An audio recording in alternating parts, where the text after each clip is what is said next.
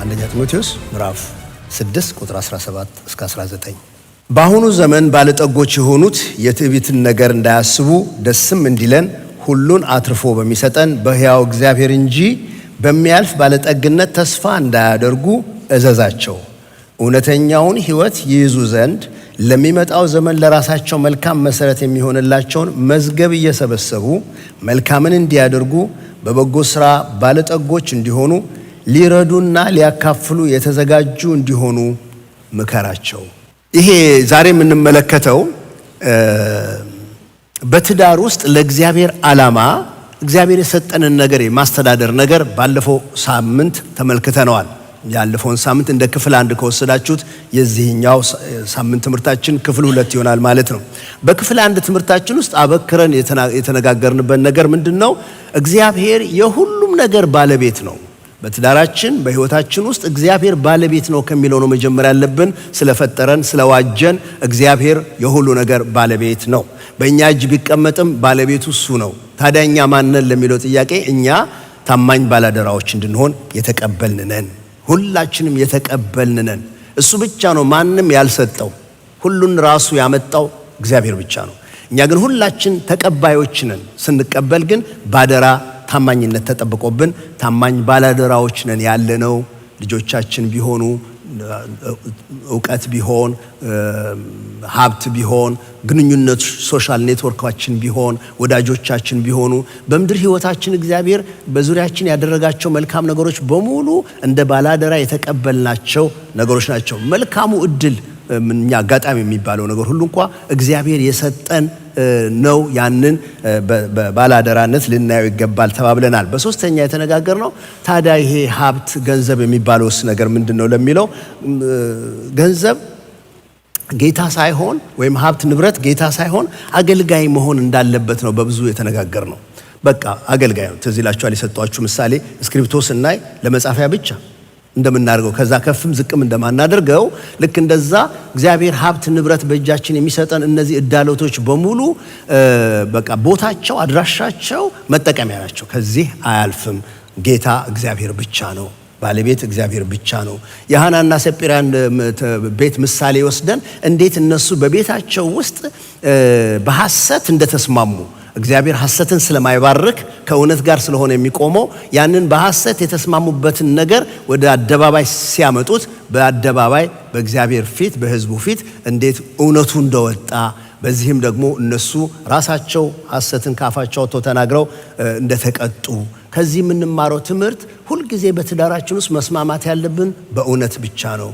በእውነት ካልሆነ ድብብቆሽ ሲኖርበት ወይም ደግሞ ምንድነው ይሄ የመድረክ ቋንቋ ይሆን አላውቅም መሸዋወድ ሲኖርበት ቤቱ ከውጭ የቆመ እንኳን ቢመስል በውስጥ እየፈረሰ ነው። ንስሐ ግን ይሄን ያድሰዋል። ልክ በቃ ንስሐ ስንገባና እውነት መነጋገር ስንጀምር ቤቱ ይታደሳል። እግዚአብሔር የሚያድስ አምላክ ስለሆነ ያድሰናል፣ እንደገና ያስቀጥለናል። ስለዚህ ከሐናንያና ሰጲራ ቤት ተምረን በእውነት እንስማማ፣ በእውነት በአምላካችን ፊት እንሄድ። ስላመጡት የገንዘብ ብዛት ሳይሆን እግዚአብሔር ልባቸውን ነበር የፈለገው እና ምን ጊዜም ለእግዚአብሔር ስንሰጥ ጉዳዩ የመጠን ጉዳይ ሳይሆን ጉዳዩ ያለው የልብ ጉዳይ ነው። ከልብ ነው። ታማኝነት የሚጀምረው ከልብ ነው የሚለውን ነገር ከሐናና ሰጲራ ታሪክ ወስደን ነው ያቆም ነው። ዛሬ የምንመለከተው ጉዳይ ብዙ ነገራችንን የህይወት ነገራችንን የሚነካካ ነገር ነው። ገንዘብን፣ ሀብትን፣ ንብረትን፣ መልካም እዳሎቶችን ሁሉ እንዴት ነው የምንመለከተው የሚለውን ሐሳብ የምናነሳበት ነው። ምክንያቱም እነዚህን አሁን የጠቀስኳቸው ነገሮች ሁሉ የምንመለከትበት እይታችን የመንፈሳዊነታችንን ጥራት የመንፈሳዊ ህይወታችንን ጥራት የሚያመለክት ስለሚሆን ነው። ሰው ባፉ እምነት አለኝ ማለት ይችላል፣ ግን ደግሞ በእጁ ያለውን ነገር እንዴት እንደሚያስተዳድረው ታይቶ ይፈተሽበታል፣ ይመዘንበታል። ሁሉ የእግዚአብሔር ነው። በጣም ትልቅ ትምህርት ነው። ዳዊት እንዳለው ማለት ነው። አንደኛ ዜና ምዕራፍ 29 ላይ ዳዊት እንዳለው ሁሉ ካንተ የመጣ ነው ከእጅህ የተቀበልነውን ነው የሰጠንህ ብሎ እንዳለ ማለት ነው። ይህ ሁሉ የእግዚአብሔር ነው የሚለው ነገር በልባችን ሲቀመጥ ሀብት እንጠቀምበታለን እንጂ አይጠቀምብንም። የዛሬው ዋናው ጥያቄ በዚህ ዙሪያ ያጠነጠነ ነገር ነው። ሁሉ የጌታ ከሆነ እኛ ባላደራዎች ከሆንን ከኛ የሚጠበቀው ነገር ምንድነው? በቃ በዝርዝር ምንድነው ከኛ የሚጠበቀው? እግዚአብሔር በአደራ ስለሰጠን ሀብት፣ በአደራ ስለሰጠን ልጆች፣ በአደራ ስለሰጠን ትዳር፣ በአደራ ስለሰጠን ሶሻል ካፒታሎች፣ በአደራ ስለሰጠን ጸጋዎች፣ በአደራ ስለተሰጡን የሚታዩና የማይታዩ በግልጽ የሚታዩ በጓዳ ያሉ በጎ ነገሮች በሙሉ ከኛ የሚጠበቀው ነገር ምንድነው? በቤታችን ሰላም ውስጥ፣ በትዳራችን አንድነት ውስጥ፣ በልባችን ንጽህና ውስጥ እንዲሁም በገንዘብ አያያዝ ታማኝነታችን ውስጥ እግዚአብሔር እንዴት ነው እንድንኖር የሚፈልገው የሚለውን ጥያቄ ለመመለስ 6 የባለአደራዎች መሰረታዊ የሆኑ ነገሮችን አካፍላችኋለሁኝ።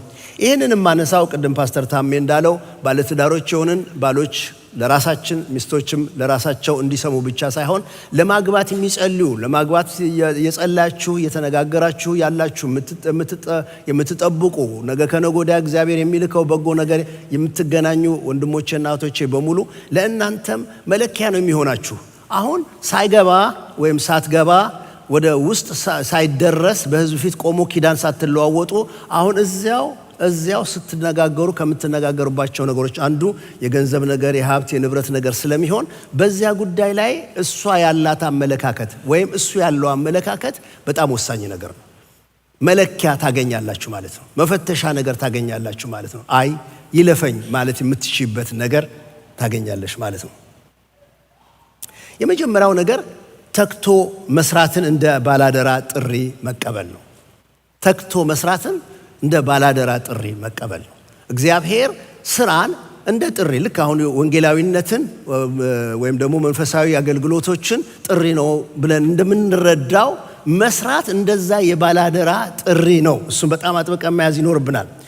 የታማኝ ባላደራ ህይወት የሚጀምረው ተክቶ ከመስራት ነው። ስራ በፍጥረታችን ውስጥ ያለ የተተከለ ነገር እንጂ ከኃጢአት በኋላ የመጣብን ሸክም አይደለም። እግዚአብሔር ራሱ ሰርቶ እንዳረፈ ዘፍጥረት ምዕራፍ 1 ይነግረናል። ስለዚህ ተክቶ መስራት መንፈሳዊ ታማኝነት ነው። በቃ ይሄን በጣም ከጊዜ ቁጠባ የተነሳ ካልቸኮልኩባችሁ በቀር አጥብቃችሁ እንድትይዙት የምፈልገው ነገር ነው። እግዚአብሔር አምላካችን ሰራተኛ ነው።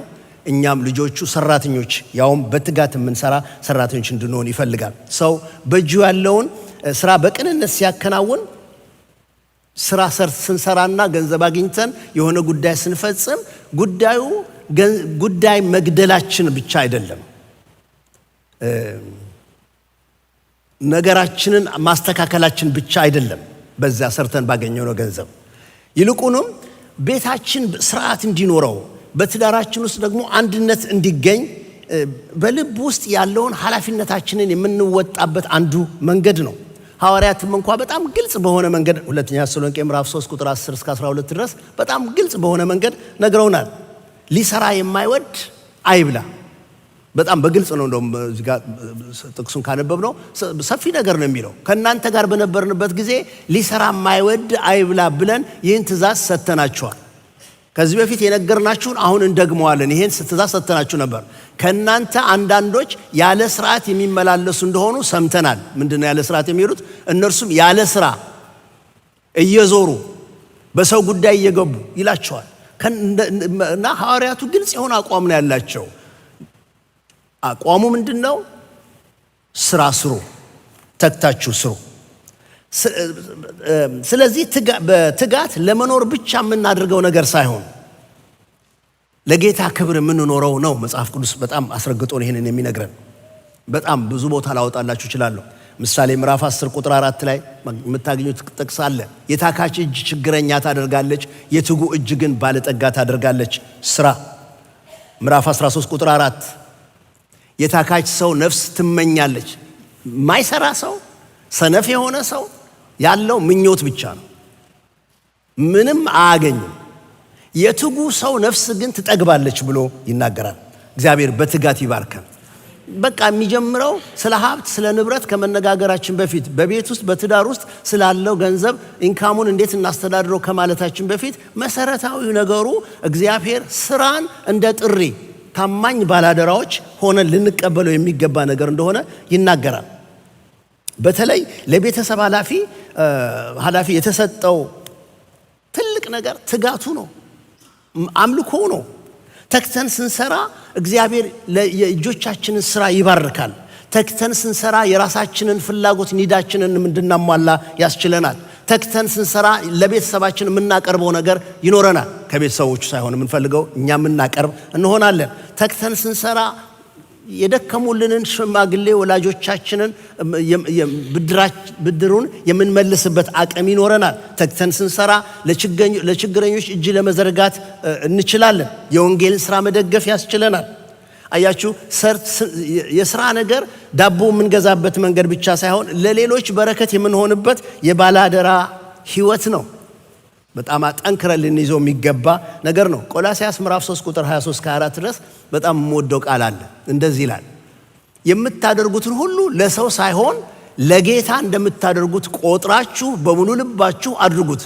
ከጌታ ዘንድ እንደ ብድራት የምትቀበሉት ርስት እንዳላችሁና የምታገለግሉት ጌታ ክርስቶስ ነው። ለሰራተኞች ነው ይሄንን ጥቅስ የሚጠቅሰው ጳውሎስ። እናንተም ሰራተኞች ሆይ፣ ልክ እናንተ ባሎች ሆይ ሚስቶች ሆይ እንደሚለው እናንተም ሰራተኞች ሆይ ብሎ የሚናገረው የምታደርጉትን ሁሉ ለሰው ሳይሆን ለጌታ እንደምታደርጉት ቆጥራችሁ በሙሉ ልባችሁ አድርጉት። በቸልተኝነት አትስሩት፣ ለጌታ እንደምታደርጉት ስሩት። ይሄ ነገር በእግዚአብሔር ዘንድ ዋጋ ያለው ነገር ስለሆነ ለጌታ እንደምታደርጉ ስሩት። ሰውየው የማይመችም ቢሆን እንኳ፣ ስፍራው የማይመችም ቢሆን እንኳ ብድራት የሚከፍል አይቶ መዝኖ የሚጎበኝ ጌታ ስላለ እናንተም እያንዳንዳችሁ ከጌታ ዘንድ ብድራት እንደምትቀበሉ ርስት እንዳላችሁ ታውቃላችሁና። ይህን ታውቃላችሁ። የምትሰሩት ለሰው ሳይሆን ለእግዚአብሔር ነው።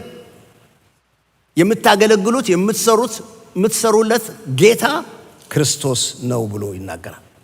በጣም ግልጽ በሆነ ነገር ነው የሚናገረው። በታማኝነት ስራ፣ በታማኝነት እንስራ። በጌታ ፊት እንደዚህ ባለ ሰራተኝነት እንድንኖር የእግዚአብሔር ቃል ይሄ ትምህርት ይጠይቀናል። ተክተን ስንሰራ እግዚአብሔር የእጆቻችንን ስራ ሲባርክ፣ እግዚአብሔር ወደ ጓዳችን በጎ ነገር ሲያመጣ፣ ባለን ነገር ላይ ሲጨመር፣ ሲሰፋልን፣ ሲበዛልን፣ ሁለተኛው ጥያቄ የሚመጣው ነገር የሚሆነው ከዛ በኋላ ባገኘኸው ነገር ግን ልብህ አይርካ። መርካት ያለው በማን ነው? በጌታ ነው። በጌታ መርካትና ያለኝን ይበቃኛልን ደግሞ ተማር። የሁለተኛው ነጥቤ ነው። ትዝ ይላችኋል ሉቃስ 12 ላይ ያ ጎተራው የሞላለት ሰው ገበሬው የዛን ዓመት እርሻው ተሳካለት፣ ጎተራዎቹ ሞሉ። ከጨረሱ በኋላ ምሕረቱ ለዘላለም ነውና ቸር ነውና ነው የዘመረው አይደለም። የዘመረው ምንድነው የሚለው? ነፍሴ ሆይ ብይ ጠጪ ብሎ ከስጋው አልፎ ነፍሱን የምትቀልብ አድርጎ በቆሎ ሰብስቦ ነፍሴ ሆይ ብይ ጠጪ ይላል። እና እንደዚህ አይነቱ ነገር በፍጹም የሚገባ ነገር አይደለም። እግዚአብሔር የእጆቻችን ስራ ሲባርክ፣ እግዚአብሔር ሲያሰፋልን፣ ሲያበዛልን፣ አትርፎ ሲሰጠን፣ ደክመን የደከምንበት ነገር መስመር ሲይዝና በቃ በእጃችን ሲሰበሰብልን፣ ቀጥሎ ማስተዋል ያለብን ነገር ይሄ ነገር ምንረካበት ነገር የነፍሳችንን የልባችንን ጥያቄ የሚመልስ አድርገን እንዳንወስደው ነው። በጌታ መርካትን መማር አለብን። ይበቃኛልን መማር ይኖርብናል። ምክንያቱም ዕብራውያን 13 ቁጥር 5-6 ድረስ እንደዚህ የሚል ቃል ታገኛላችሁ። አካሄዳችሁ ገንዘብን ያለ መውደድ ይሁን፣ ያላችሁም ይብቃችሁ፣ እርሱ ራሱ አልለቅህም ከቶም አልተውህም ብሏልና። ስለዚህ በድፍረት ጌታ ይረዳኛልና አልፈራም፣ ሰው ምን ያደርገኛል እንላለን ይላል። በቃ አካሄዳችሁ ማለት አኗኗራችሁ፣ አስተሳሰባችሁ፣ አያያዛችሁ፣ አካሄዳችሁ፣ ኑሯችሁ በፍጹም ገንዘብን ያለ መውደድ ይሁን። ምክንያቱም ፍቅር በገንዘብ ላይ ካነጣጠረ እንትኑ ማነጣጠሪያው ልክ ያልሆነ ነገር፣ የተነጣጠረው ልክ ያልሆነ ነገር ነው። ስንነሳ እኮ ያነበብነው አንደኛ ጢሞቴዎስ ምዕራፍ 6 ላይ የሚናገረው ባለጠጎችን ንገራቸው በሚጠፋ ነገር ተስፋ እንዳያደርጉ፣ በሕያው እግዚአብሔር እንጂ በሚጠፋ ነገር ተስፋ እንዳያደርጉ። ተስፋቸው መነጣጠር ያለበት በዘላለሙ አምላክ በእግዚአብሔር ላይ ነው።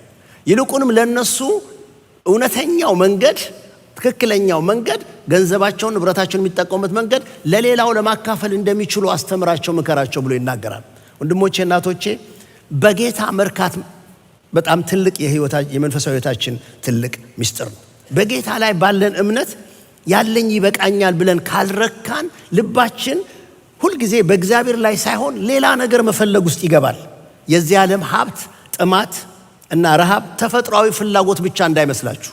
በቃ ትንሽ ገንዘብ መፈለግ፣ ትንሽ ኑሮ እንዲሻሻል መፈለግ ተፈጥሯዊ ነገር ብቻ እንዳይመስላችሁ። ልብ አድርገን አስተውለን እርካታችንን በእግዚአብሔር ላይ ካላደረግነው የመንፈሳዊ ሕይወታችንን ክፍተት የሚገልጥብን፣ የመንፈሳዊ ሕይወታችንን ክፍተት የሚያጋልጥብን ነገር ነው የሚሆነው። ሰው ልቡ በጌታ ካልሞላ በንብረት፣ በስም፣ በስኬት፣ በደሞዝ፣ በቤት፣ በመኪና እና በመሳሰሉት ነገሮች ሊሞላው የግድ ይሞክራል። እነዚህ ሁሉ ነገሮች የዘረዘርኳቸው ቤቱ፣ መኪናው፣ ንብረቱ፣ ሌላው ነገር በሙሉ እንደ ጨው ውሃ ናቸው። የጨው ውሃ ሲጠጡት መልሶ እንደሚጠማ የዚህ ዓለምም ነገር ወገኖች ሆይ እንደገና ይጠማል፣ እንደገና መራብ ያመጣል። ስለዚህ የእግዚአብሔር ቃል የሚነግረን በነገሮች መጨመር አይሁንልህ። ከጨመርክ በጌታ ሙላት ጨምር፣ በጌታ ተሞላ። ልጁ ትዝ ይላችኋል። ከዚህ በፊት እንሳን ይመስለኛል። ስሙኒ የነበረችው ስሙኒ ጉልበተኛ ልጅ መጥቶ ወስዶበት ብር ብሎ ሄዷል። ለስሙኒ ቆሞ ሲያለቅስ እኚህ ትልቅ ሰውዬ መጡና ምን ነው እንደዚህ ተንሰቅስቀ የምታለቅሰው ምን ሆነሃል ብለው ቢጠይቁት ስሙኒውን ጉልበተኛ እንደወሰደበት ነገራቸው። ሰውየውን በቃ እንደዚህማ አታልቅስ፣ እንደዚህማ አትሁን ብለው አንድ ስሙኒ አውጥተው ሰጡት። ልጁም ሄዱ። እሳቸው ተመልሰው ሲመጡ ግን አሁንም ያለቅሳል።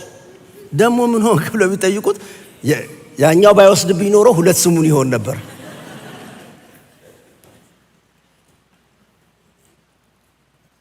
ብዙ ጊዜ እንደዚህ እንሆናለን። እኛም እግዚአብሔር የሰጠንን ጤና፣ ቤተሰብ፣ አገልግሎት፣ እድል፣ ስራ፣ የዕለት እንጀራ፣ ሰላም፣ እነዚህን ነገሮች ሳንቆጥር የሌለንን ነገር ብቻ እንደምንቆጥር እንሆናለን። ይህ ደግሞ ምስጋናችንን ይቀማናል፣ ደስታችንን ይሰርቅብናል፣ እምነታችንን ያዳክመዋል። ስለዚህ በጌታ መርካትን መማር አለብን። መርካት ማለት ያለኝ ብዙ ነው ማለት አይደለም። ያለኝ ሁሉ ግን ከጌታ የመጣ ነው ብሎ ማመስገን ነው። አንደኛ ጢሞቴዎስ ምዕራፍ 6 ላይ እንደዚህ የሚል ቃል ታገኛላችሁ ስለ መንፈሳዊነት ሲናገር። እውነተኛ መንፈሳዊነት ትሩ ስፒሪቹዋሊቲ፣ እውነተኛ ክርስቲያንነት፣ መንፈሳዊነት ባለን ነገር ከመርካት ጋር ትልቅ ትርፍ ነው። ምክንያቱም ወደ ዓለም ያመጣነው ምንም ነገር የለም። ምንም ነገር ይዘን መሄድም አንችልም። ነገር ግን ምግብና ልብስ ካለን ይበቃናል። እውነተኛ መንፈሳዊነት ሲደመር ባለን ነገር ይበቃኛል፣ እግዚአብሔር ይመስገን፣ እግዚአብሔር እረኛዬ ነው፣ የሚያሳጣኝም የለም፣ እሱ ያሰማራኛል፣ እሱ በፊቴ ገበታ ያዘጋጃል፣ እሱ ይመራኛል፣ እሱ በጠላቶቼ ፊት እግዚአብሔር ዘይት ይቀባኛል፣ እግዚአብሔር እረኛዬ ነው፣ በእግዚአብሔር ቤት እኖራለሁ፣ ለዘላለም በእግዚአብሔር ፊት እመላለሳለሁ ብለን ረክተን የምንቀመጥበት ነገር እሱ እውነተኛ መንፈሳዊነት ነው።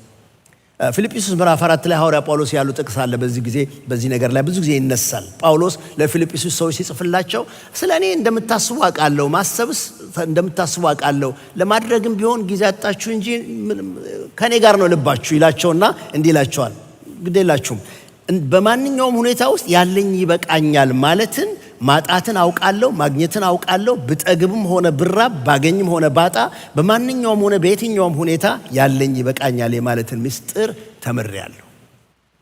ይህን የምለው ስለቸገረኝ አይደለም። ምክንያቱም በማንኛውም ሁኔታ ያለኝ ይበቃኛልን አውቃለሁ። ብጠግብ፣ ብራብ፣ ባገኝ፣ ባጣ፣ በማንኛውም በየትኛውም ሁኔታ ያለኝ ይበቃኛልን የሚል ምስጢር ተምሬያለሁ። ኃይልን በሚሰጠኝ በክርስቶስ ሁሉን እችላለሁ። ስለዚህ እርካታችንን በጌታ አድርገን ያለኝ ይበቃኛልን ልንማር እንችላለን።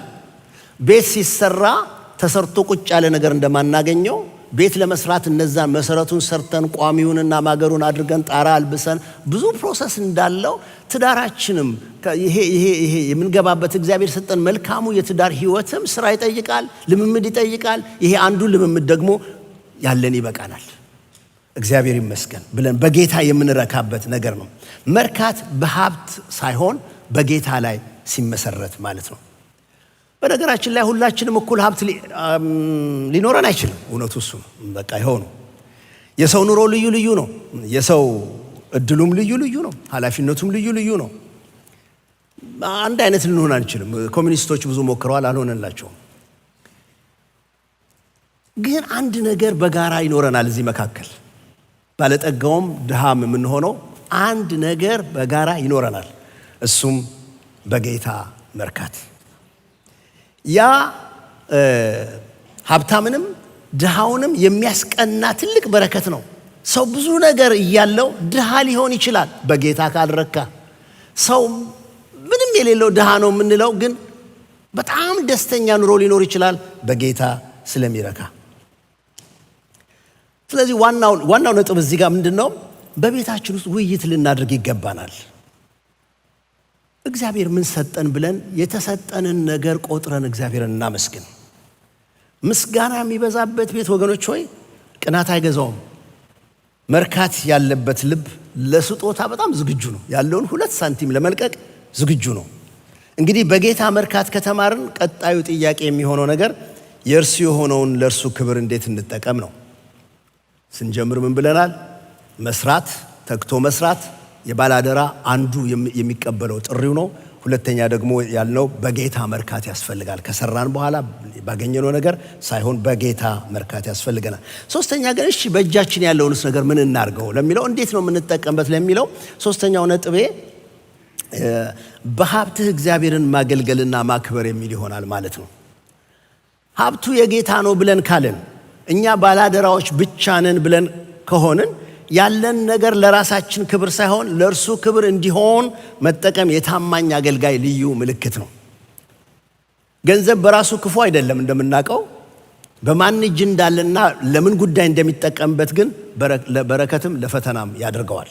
እሱን ከዚህ በፊት አንስተነዋል።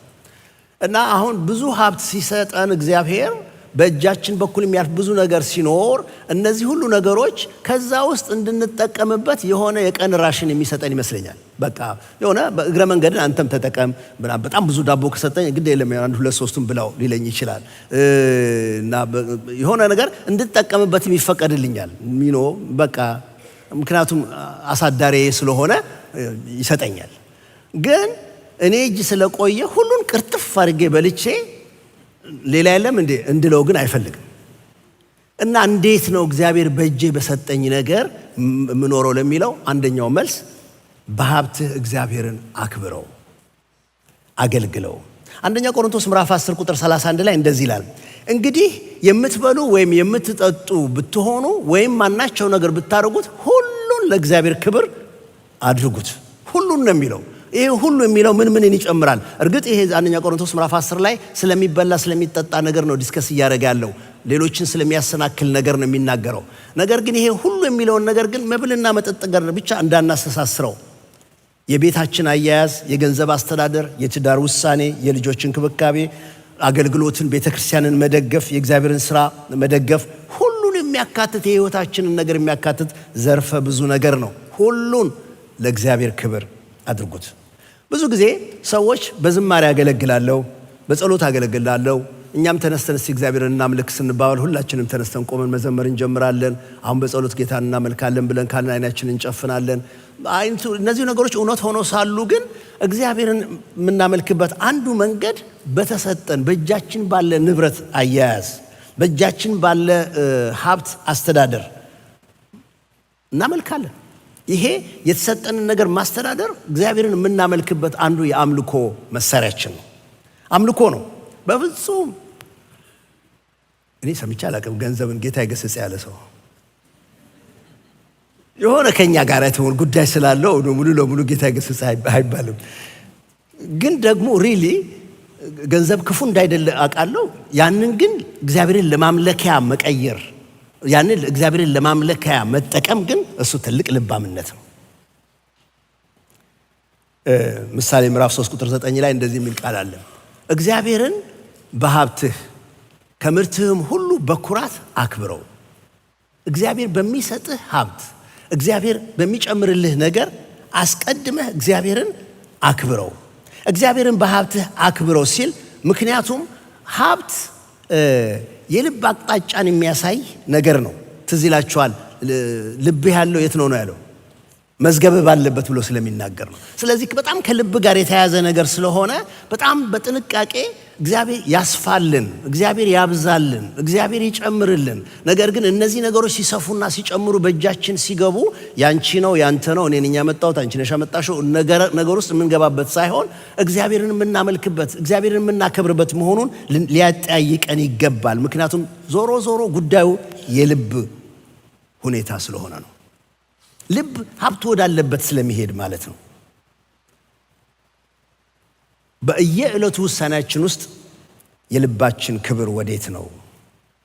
በትዳራችን ጉዳይ በተለይ ገንዘቦችን ለመውሰን ስንቀመጥ ማንን እያከበርንበት ነው የሚለው ጥያቄ በጣም ሊመጣ የሚገባ ነገር ነው። ባልና ሚስት አብረው ተቀምጠው ከጌታ የተቀበልነው ይህንን ሀብት እንዴት እናስተዳድረው፣ እንዴት እንጠቀም ብለው ሲመካከሩ ሲጸልዩ፣ ወገኖች ሆይ ቤታቸው የጭቅጭቅ ቦታ ሳይሆን የአንድነት ቦታ ይሆናል። ምክንያቱም ይሄ ገንዘቡ የጭቅጭቅ ምንጭ መሆኑ ይቀርና እንዴት እግዚአብሔር እናክብርበት ሲባል በአንድነት የሚሰሩት ነገር ይሆናል። አሁን ለምሳሌ ዩት እስቲ አሁን ባልና ሚስቱ የዲቪ አፕሊኬሽን ሊሞሉ ቁጭ ብለዋል እንበል። ይጣላሉ? አይጣሉም። የጋራ ጉዳይ ነው። ሁለቱም እንደሚሄዱ ያውቃሉ። በቃ እያገዛት እድሜውን እያገዘችው ፎቶግራፍ እያመጣች ልጆቹን እየሞላች፣ ምክንያቱም ጉዳዩ ያለው የጋራ ነገር ነው ስለሚሆን በምንም ሳይጨቃጨቁ ያደርጋሉ። ጭቅጭቅ የሚመጣው መቼ ነው? እስቲ ባክሽን ምናልባት የኔ እድል ይበልጣልና እንደው ብቻዬን አንቺን ሳላስገባ እስቲ ላመልክት ቢላት ነው ጭቅጭቁ የሚመጣው። ምን አስበህ ነው ስለሚመጣ ማለት ነው። አብረው የሚሰሩት ነገር ነው። በእግዚአብሔር ቃል ገንዘብ፣ ሀብት፣ ንብረት፣ ልጆቹ ሰው በልጆች ይጣላል። ልጆቹ ሁሉ የሚመጡት እግዚአብሔርን እንዴት እናክብርበት እንድንባባልበት ነው። ለአንድነት መሳሪያ እንዲሆን ነው። ገንዘቡ የአምልኮ ነገር ለአምልኮ እንደምንጠቀምበት እግዚአብሔርን የምናከብርበት እንደሚሆነው ደግሞ ለአንድነታችን መሳሪያ ይሆናል ማለት ነው። እንግዲህ ያን የገንዘብ ውሳኔ ስታደርጉ ይሄ እግዚአብሔርን ያከብራል ወይ፣ እንዴት እግዚአብሔርን እናክብርበት ብላችሁ ተነጋገሩ። ውይይት በሌለበት መልኩ ሁሉም በየፊናው የሚያደርገው ከሆነ አንድ ትልቅ ነገር ሚስ እናደርጋለን። አብረን መጸለይ፣ መነጋገር፣ እንዴት እግዚአብሔርን እናክብርበት፣ የእግዚአብሔርን ሐሳብ እንዴት እናገልግልበት የሚለው ነገር ሚስ እናደርጋለን ማለት ነው። እንግዲህ እግዚአብሔርን በምንድን ነው የምናከብረው? በሀብታችን። እግዚአብሔርን በሀብትህ አክብር የሚለው እንዴት ነው እግዚአብሔር በገንዘብ የሚከበረው? እንዴት ነው የምናከብረው ብለን ካልን በቀጥታ የሚወስደን ወደዚህኛው ሐሳብ ነው። በልግስና መስጠት። እግዚአብሔርን በሀብት የምናከብርበት መንገድ በልግስና መስጠት ነው። ለምጽፎ አራተኛው ነጥብ እሱ ነው። እግዚአብሔርን በሀብት የምናከብርበት አንዱ መንገድ መስጠት ነው። የተቀበልን መሆናችንን ስናውቅ ልባችን ሁልጊዜ የሚከፈት ልብ ይሆናል። ምክንያቱም የኛ እንዳይደለ እናውቃለን። ስግብግብነት ነው እጅን የሚዘጋው። እምነት ግን ሁል ጊዜ እጁን ይከፍታል። ማን እንደሆነ አላውቅም። ካንጋሩ መንፈስ የሚል አንድ ጊዜ ብቻለ እና ምክንያቱም ካንጋሩ እጁ እንደዚህ ስለሆነ ማለት ነው። እና የእግዚአብሔር መሆኑንና እግዚአብሔር የምናገለግልበት መሆኑን ልባችን ሲረዳ ሲያውቅ እጃችን መከፈት ይጀምራል። ምናልባት እግዚአብሔር ይፈልገው እንደሆንስ፣ እግዚአብሔር ይጠይቅ እንደሆንስ፣ እግዚአብሔር ይመራን እንደሆንስ በሚል ሐሳብ ስለሆነ የምንቀመጠው ያለው በእጃችን ውስጥ ያለው ነገር ሆርድ እንድናደርገው ሳይሆን ለእግዚአብሔር የተቀመጠ ያደራ ነገር እንደሆነ ስለምናውቅ ለመቆረስ ለመስጠት ልባችን የተከፈተ ይሆናል። ሉቃስ ምዕራፍ 6 ቁጥር 38 ላይ በጣም ብዙ ጊዜ ይጠቀሳል። የምታውቁት ነገር ነው። ስጡ ይሰጣችኋል፣ በምትሰፍሩበት መስፈሪያ ተመልሶ ይሰፈርላችኋልና፣ የተጨቆነና የተነቀነቀ የተትረፈረፈ መልካም መስፈሪያ በእቅፋችሁ ይሰጣችኋል። በጣም ግልጽ ነገር ነው። ጌታ ስለ ገንዘብ ተናግሯለሁ የሚል ነገር መጽሐፍ ቅዱሳችን ውስጥ ብንፈልግ በጣም ብዙ ነው የተናገረው። ስታትስቲክሱን ላወጣላችሁ እችላለሁ ጊዜ ስለሌለን። መጽሐፍ ቅዱስ ውስጥ ያሉ ጥቅሶች አዲስ ኪዳን ወይም ወንጌላት ውስጥ ያሉ ጥቅሶች በሙሉ ተደምረው ብታመጧቸው ስለ ገንዘብ የተሰጡትን ነገሮች ትደነቃላችሁ፣ ምን ያህል ቦታ ላይ ስለ ገንዘብ እንደተነገረ። በቃ እዚህ ጋር ይሆን ይናገራል። ስጡ ይሰጣችኋል፣ በምትሰፍሩበት መስፈሪያ ተመልሶ ይሰፈርላችኋል። ምሳሌ ምዕራፍ 11 ደግሞ እንደዚህ ይላል፣ አንዱ በለጋስነት ይሰጣል፣ ሆኖም ይበልጥ ያገኛል። እንዴት ነው? ይሰጣል፣ ይበልጥ ያገኛል። ሌላው ያለ መጠን ይሰስታል፣ ግን ይደህያል። ለጋስ ይበለጽጋል። ሌሎችን የሚያረካ ሌሎችን ጉድለት የሚሞላ ራሱ ደግሞ ይረካል ብሎ ይነግራል። እነዚህ ሁለቱ ጥቅሶች ሉቃስ 6 ላይ ያነበብነውና ምሳሌ ምዕራፍ 11 ላይ ያነበብነው የሚያሳዩት በእግዚአብሔር መንግስት ውስጥ አሰራሩ የተለየ ነው። በዓለም ውስጥ ያለው አሰራር ስትሰበስብ ነው የሚጨምርልህ። በእግዚአብሔር መንግስት ግን የሚለው ምንድነው? አረ በለጋስነት ስጥ የበልጥ ታገኛለህ ብሎ ነው የሚናገረው። በዓለም ያለው አሰራር ከእጅህ ከወጣ ልትቆጣጠሩ አትችልም ነው የሚለን። በእግዚአብሔር መንግስት ግን የሚሰራው ግን ደሱ አይደለም። ኖ ስጡ። ስንሰጥ ለእግዚአብሔር ስለምንሰጥ፣ ስንሰጥ እግዚአብሔርን የምናከብርበት ስለሚሆን፣ ስንሰጥ ተቀባዩ እግዚአብሔርን የሚያመሰግንበት ስለሚሆን ጉዳዩ መንፈሳዊነት ስላለው። ዓለም አከማች እንጂ አትስጥ ትላለች፣ ቃሉ ግን በእምነት መስጠት በረከትን ያበዛል ይላል። እርግጥ ይሄ ማለት ዝም ብለን በቃ ያለ እውቀት ያለ ጥበብ ያለ ሐሳብ ዝም ብለን እንድንበትን አይደለም። እኔ በመካከላችን ላላችሁ ባለጠጎች የምመክረው ምክር ያለኝ ልክ እኔ ወንጌል የመናገር ጸጋ እግዚአብሔር ቢሰጠኝ እሱን በጥንቃቄ አደራዬን ልወጣ መጨነቅ እንዳለብኝ፣ ወይም ከመካከላችን የትንቢት ስጦታ ያለው ሰው ትንቢትን እንደ እግዚአብሔር ቃል በመንፈስ ፈቃድ ማምጣቱን እየፈተሸ እያረጋገጠ ለማነጽ ይጠቅማል ወይ ብሎ አስቦ መርምሮ ማድረግ እንዳለበት መጠንቀቅ እንዳለበት፣ ወይም የመፈወስ ስጦታ ያለው ሰው ዝም ብሎ ዛሬ ሰኞ ነው ሆስፒታል ሄጄ 15 ሰዎች አስነሳለሁ ብሎ እንደማያደርገው የመንፈስ ምሪት እንደሚጠይቀው ባለጠጎችም የእግዚአብሔርን ፈቃድ የእግዚአብሔርን ሐሳብ የእግዚአብሔርን ምሪት መጠየቅ አለባቸው። አለበለዚያ የማንን ንብረት ነው በፈለግነው ቦታ የምንዘራው? ባለቤት አለው። ሲጮኩላችሁ ባለቤት አለው በሉ። ባለቤት አለው። ሚልክያስ ምዕራፍ 3 ቁጥር 10 ላይ ስለ መስጠት እንዲላል። ወደ መስጠቱ መለሳለሁ። እግዚአብሔርን የምናከብርበት በሀብታችን የምናከብርበት መንገድ በመስጠት ነው፣ በልግስና በመስጠት ነው ብያቸዋለሁ። ሚልክያስ ምዕራፍ 3 ቁጥር 10 በቤቴ መብል እንዲኖር እኔንም በዚህ እንድትፈትኑኝ አስራቱን ሁሉ ወደ ጎተራ አስገቡ ይላል የሰራዊት ጌታ እግዚአብሔር። የሰማይን መስኮትም አልከፍትላችሁ የተትረፈረፈ በረከትን ማስቀመጫ እስክታጡ ድረስ የማላፈስላችሁ ከሆነ ተመልከቱ፣ ፈትሹኝ። በዚህ እግዚአብሔርን የምናከብርበት መንገድ ወደ እግዚአብሔር ቤት ይዘን በምንመጣው ነገር ነው። ግዴላችሁ ይሄ አስራት ነው፣ 10% ነው፣ 90% ነው፣ ብሉይ ኪዳን ነው፣ አዲስ ኪዳን ነው የሚለውን ጭቅጭቅ ውስጥ አትግቡ። የሚረባን ነገር አሁን የተማርነው ነው። ሀብቱ የእግዚአብሔር ነው። እርካታዬ በክርስቶስ ነው ያለው። ይሄ በእጅ ያለው ሀብት እግዚአብሔርን ማከብርበት ነው። የማከብርበት ደግሞ ወደሚያስፈልገው ቦታ አምጥቼ እግዚአብሔርን ስታዘዝበት ነው። ወደ እግዚአብሔር ቤት እናምጣል። በልባችሁ ፈቃድ ደስ የሚያሰኛችሁን ነገር አምጡ። ለዘራፊዎች ራሳችሁ እንዳትሰጡ ጠይቄ ያውቃለሁኝ። ይህንን አገልጋይ እኔ የምለው ገንዘብ ትጠይቃለህ፣ ግን ያንተንና የኢየሱስን ገንዘብ እንዴት ልለየው እችላለሁ? አሁን መጥቼ ገንዘብ ብሰጥ ብዬ ጠይቄ ያውቃለሁ። ምክንያቱም መቼም የኔ ከደሞዝ የማገኛትና በአገልግሎት ስም የምሰበስበው ገንዘብ መለየት አለበት። አሚን ነገሩ እንደዚሁ ነው። በቃ የእንትኑ መለየት አለበት። እኔ መለየት አለበት በሚል ነው ማምነው። መለየት በሚል ነው ማምነው። የኔን ደሞዝ ሲነጋገሩ ሽማግሌዎች እኔ ወጣ ብዬላቸው ነው። ነፃነት እንዲኖራቸው መጠያየቅ አለብን።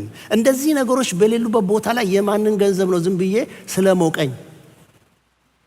ምሳሌ ምዕራፍ 19 ቁጥር 17 እንደዚህ ይላል፣ ለድሃ የሚራራ ለእግዚአብሔር ያበድራል፣ ስላደረገው ተግባር ዋጋ ይከፍለዋል ብሎ ይናገራል። ስጡ። በልግስና ሰጥተን ነው እግዚአብሔርን የምናከብረው የሚለው ነገር እሱን ነው። ለድሃ የሚራራ ሰው ለእግዚአብሔር ያበድራል። የተቸገረን ሰው ነገ አትበለው ይላል መጽሐፍ ቅዱስ። ተቸግሯል፣ ልትረዳው ትችላለህ፣ አድርግለት። እግዚአብሔር የሚወደው ያንን ስለሆነ ማለት ነው።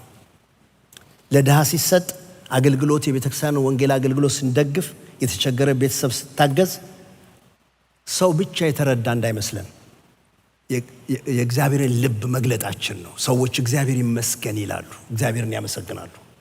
ወደ አምስተኛው ነጥብ እሄዳለሁ።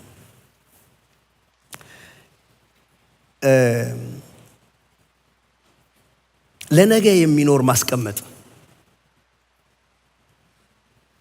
ቶሎ ብላችሁ ከሆነ ነገሬ ጋር እንዳታያይዙት። ለነገ የሚኖር መጽሐፍ ቅዱሳዊ ነው ይሄ።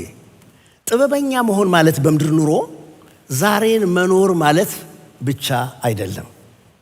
ጥበበኛ ሰው ስለ ነገ ያስባል። እግዚአብሔርን እንታመናለን ብለን ያለ እቅድ ሳይኖረን እንደፈለግን እየሆንን ስንኖር እሱ እምነት ሳይሆን ድርቅና ነው። ምክንያቱም መጽሐፍ ቅዱስ የሚለውን አመጣላችኋለሁ። መጽሐፍ ቅዱስ አስተዋይነትን፣ ልባምነትን ያመሰግናል፣ ችኮላን ይገስጻል። ለነገ አስቦ መኖርን መጽሐፍ ቅዱስ ይባርካል። ምሳሌ ምዕራፍ 21 ቁጥር 5 እንደዚህ የሚል ጥቅስ አለ። የትጉ ሰው እቅድ ወደ ትርፍ ያመራል። የሚተጋ ሰው፣ ያ ታማኝ ስንጀምር ተግቶ የሚሰራው ሰው እቅዱ ወደ ትርፍ ያመራል፣ ችኮላ ወደ ድህነት ያደርሳል። ምሳሌ ምዕራፍ 6 ቁጥር 6 ከ8 ድረስ እንደውም እዚህ ጋር የምሳሌ ጸሐፊው ምሳሌ ይወስድና ሂድ አንተ ሂድ። ወዴት ነው የምሄደው? አንተ ታካች ወደ ግብረ ጉንዳን ሂድ፣ ወደ ግብረ ጉንዳን ሂድ። መንገዷን ተመልክተህ ጠቢብ ሁን፣ ከሷ ተማር። ከእግዚአብሔር ቃል እንድንማር እግዚአብሔር ይርዳን፣ ወደ ጉንዳን እንዳንሄድ። ጉንዳንን ለምንድን የሚያመጣት? አለቃና አዛዥ ገዢም ሳይኖራት መብሏን በበጋ ሳይደርስ ገና በበጋ መብሏን የክረምቱን ታሰናዳለች፣ መኖዋንም በመከር ትሰበስባለች ይላል። ማለት ስለ ነገ ታስባለች። ጉንዳኗ በጣም እኮ ጥቃቅን ነች። ጉንዳን በጣም ጥቃቅን ነች። በጣም እንደፈለግን እየረገጥን እየጨረስን የምንሄደው አይነት ነገር እኮ ነው። ግን መጽሐፍ ቅዱስ ቆይ ቆም በልና ከሷ ተማር፣ ለነገ ማሰብን ከሷ ተማር። አያችሁ፣ ለነገ ስናስቀምጥ ለልጅ ልጆቻችን የምናወርሰው ነገር ይኖረናል። ስለ መጠን አይደለም፣ ግን you have something። ምሳሌ ምዕራፍ 13 ቁጥር 22 እንደዚህ ይላል፣ ጻድቅ ሰው ለልጅ ልጆቹ ያወርሳል። እንዴት ነው የሚያወርሰው? ለነገ አስቦ ካልተዘጋጀ። የኃጢአተኛ ብልጽግና ግን ለጻድቅ ትጠበቃለች ብሎ ይናገራል። ሌላ ሰው ይወስደዋል። ለነገ ስናስብና በልክ ስንኖር ዕዳ አስወጋጆች እንሆናለን። ምሳሌ 22 ቁጥር 7 ባለጠጋ ድሃን ይገዛል፣ ተበዳሪም የማን ባሪያ ነው? ያበዳሪ ባሪያ ነው። የሆነ እንደዚህ ለነገ የሚሆን ነገር እያሰብን በምንሄድበት ጊዜ ኑሯችንን በሙሉ በዕዳ የምንጨርስ አንሆንም። ልክ ይኖረዋል። አበዳሪ በጠየቀን ጊዜ ልናስተካክል ሴትን ልናደርግ የምንችልበት ነገር እየኖረን ይሄዳል ማለት ነው። በጣም እኮ ብዙ መሄድ አይኖርብንም። አጭር ነገር ተናግሬ ይህን ዘለዋለሁ ለመጸለይ ጊዜ እንዲኖረን። ዮሴፍን አስቡት። ዮሴፍ እኮ ፈርዖን ፊት በቀረበ ጊዜ እንደዚህ ያለ መንፈስ ያለበት ሰው ከየት ይመጣል የተባለ በጣም ጥበበኛ የሆነ ሰው ነው። የዮሴፍ ጥበብ በምንድን ነው የተገለጠው? ለፈርዖን ነገረው። ዘፍጥረት 41 ቁጥር 35 ከ36 የሚመጡትን የመልካሞቹን ዓመታት እህላቸውን ያከማቹ፣ ስንዴውንም ከፈርዖን እጅ በታች ያኑሩ፣ እህሎችም በከተሞች ይጠበቁ። በግብፅ ምድር ስለሚሆነው ስለ 7 ዓመታት ራብ እህሉ ተጠብቆ ይኑር፣ ምድሪቱ በራብ አትጠፋም። በቃ የዮሴፍ ጥበብ እንደሱ ነው። አሁን በሽበሽ በሆነበት ጊዜ ትንሽ ሴቭ እናድርግ፣ እህሉን እንጠብቀው። ምክንያቱም ሌላ ኃይለኛ የረሃብ ጊዜ 7 ዓመት ስለሚመጣ በዚያን ጊዜ ምድሪቷ እንዳትጠፋ ማለት ነው። እንደዛ አርገው ራሳቸውን አዜ ኔሽን ካልጠበቁ ጠላት መጥቶ ሊወራቸው ይችላል። አዜ ኔሽን ራሳቸውን ካልጠበቁ ስርዓታቸው መዋቅራቸው ይፈርሳል። አዜ ኔሽን እንደዚህ አድርገው በህብረት አብረው ካልቆዩ ወገኖች ሆይ እያንዳንዱ ነፍስ ስለሚጠፋ ማለት ነው። እና ዮሴፍ በጥበቡ የነገራቸው ነገር ምንድን ነው? እግዚአብሔር እነዚህን 7 መልካም ዓመቶች ከፊት ስላስቀደመ እነዚህ 7 መልካም ዓመቶች በጥንቃቄ ያዙት፣ በመልካም ያዙት፣ ለነገ እያሰባችሁ ያዙት ብሎ ነው የሚናገረው። በቤት ውስጥ የተስተካከለ እቅድ ሲኖረን ለአስቸጋሪ ቀን ትንሽ ማስቀመጥ፣ ዕዳን መቀነስ፣ ልጆችን የገንዘብ ስነ ስርዓት ምግባር ማስተማር፣ እነዚህ ሁሉ ነገሮች መንፈሳዊ ነገሮች ናቸው። አለማመን አይደለም፣ መንፈሳዊ ነገር ነው። ጌታ የሰጠንን በቅን መንገድ ስናስተዳድር፣ በትክክለኛው መንገድ ስናስተዳድር በነገ ቀን ለራሳችንም ለሌሎችም በረከት እንሆናለን። እነዚያ በነቢያቱ ዘመን እኮ ድርቅ ነበር፣ ረሃብ ነበር። ትዝ ይላችኋል። በኤልሳ ዘመን ረሃብ ነበረ እና እግዚአብሔር ወደ ማን ነው የላከው? መጀመሪያ ወደ ቁራ ነው። ቀጥሎስ ሰራፕታ ነው ወደ ነበረችው ሴት ነው የላከው። እዚያ አለ ሴትዮዋ በሆነ ጊዜ ያስቀመጠችው ነገር ነበራት ማለት ነው። እና እግዚአብሔር ከሰማይ ሆኖ ያያል። የሆነች ልባም ሴት ትንሽ የምታስቀር እያስቀረች ሲያይ ወደ እሷ እልክሃለሁ አለው። እግዚአብሔር የምታገለግሉ ትሆናላችሁ። እግዚአብሔር የሰጣችሁ ጥቂት ነገር ቢሆን በዚያ ለነገ የሚለውን ነገር እንድታስቡ እግዚአብሔር ይርዳን።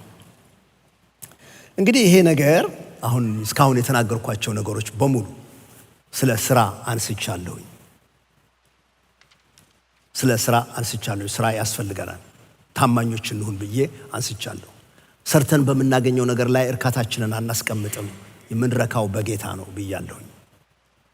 እንደዚህ በጌታ ረክተን ሳለ ግን እግዚአብሔር የሚሰጠን ሀብትና ንብረት እግዚአብሔርን እናምልክበት፣ እግዚአብሔርን እናክብርበት ተባብለናል። እግዚአብሔርን የምናከብርበት የምናመልክበት አንዱ መንገድ ደግሞ በልግስና መስጠት ነው። በልግስና እየሰጠን ለነገ ደግሞ እያስተዋልን እንኑር። እንደ ጻድቅ ሰው ለልጅ ልጆቹ የሚያወርሰው እንደሚኖረው ሰው ጥቂት በጥቂት የተከማቸ ሀብት ይኑረን ብያችኋለሁ። ይህ ሁሉ ወዴት ነው የሚመራን? በዚያ አስረዋለሁ። ተጠያቂነት እንዳለብን ማሰብ በሚለው ልቋጫው እፈልጋለሁ። የስብከቱ መጨረሻ እዚህ ጋር ነው ያለው። እግዚአብሔር የሰጠን ጊዜ፣ እግዚአብሔር የሰጠን ንብረት፣ እግዚአብሔር የሰጠን እድል፣ እግዚአብሔር የሰጠን እውቀት ሁሉ ተብሎ ቅድም የተዘረዘረው ነገር በሙሉ አደራ ነው። አደራ ስለሆነም አንድ ቀን ምን እንዳደረግንበት እንጠየቃለን። ይሄ እውነት ሊያስፈራራን እንድንቀጠቀጥ እንዲያደርገን ሳይሆን እንዲያነቃቃን፣ አሁን ቀን ሳለ እንድንነቃ ሁላችንም በትዳር ውስጥ ያላችሁ ወንድሞቼ እናቶቼ፣ እናንተ በቤታችሁ እንግዲያው እንደዚህ ከሆነ ምን እናርግ ብላችሁ እንድትነቁ ነው ይሄንን የማካፍለው። ታማኝ ባላደራ መሆን የክርስቲያን ጥሪው ነው። ህይወታችንን እንደ ባላደራ እንድናይ እግዚአብሔር አይኖቻችን ይክፈትልን።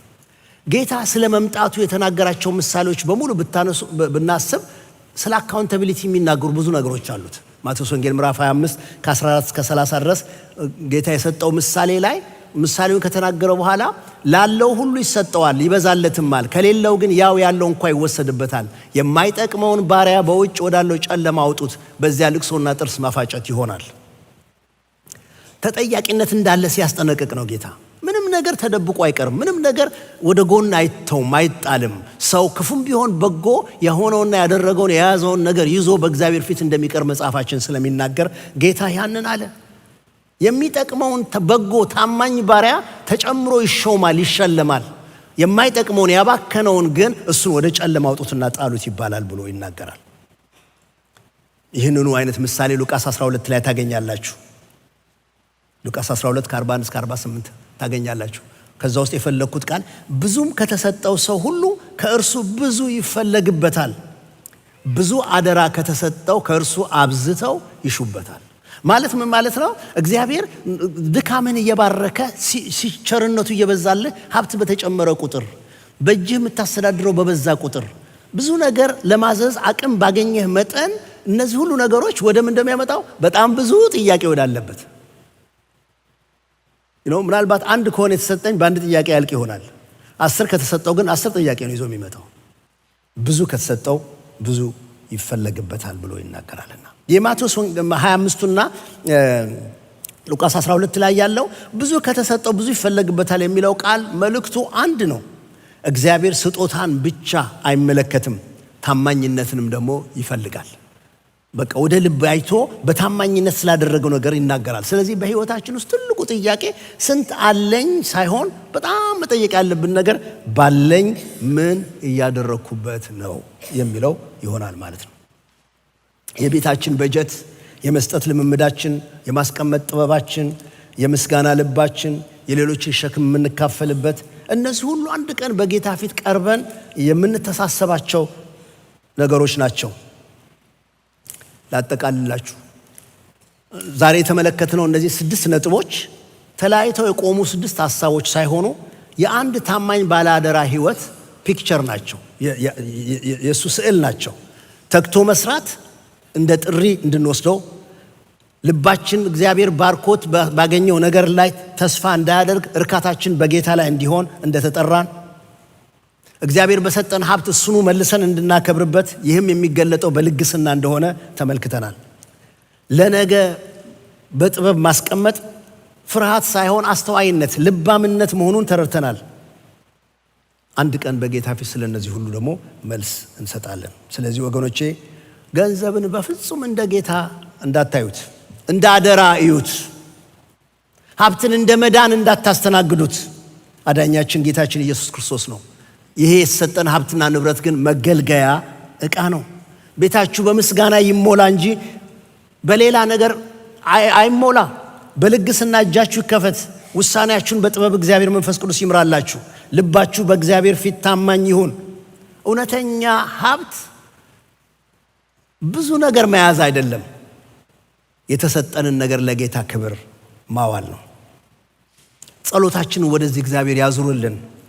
ጌታዬ የሰጠኸኝን ሁሉ በታማኝነት እንዳስተዳድር አስተምረኝ ብለን የሚጸልይ ልብና መንፈስ እግዚአብሔር ይስጠን።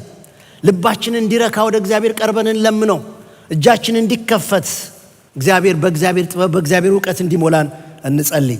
ምክንያቱም እግዚአብሔር የሚናገረን ለአእምሮ ኢንፎርሜሽናችን ሳይሆን ልባችን እንዲለወጥ ነው። አካሄዳችን እንዲለወጥ ነው። አደራረጋችን እንዲለወጥ ነው። ሁሉ የጌታ ከሆነ እኛ ባላደራዎች ከሆንን ዛሬ እያንዳንዳችን ራሳችንን መጠየቅ ያለብን ልባችን በጌታ ተይዟል ወይስ በሀብት? ቤታችን በምስጋና ይመራል ወይስ በቅሬታ? እጃችን ለመስጠት ክፍት ነው ወይስ በፍርሃት ተዘግቷል? እንጸልይ።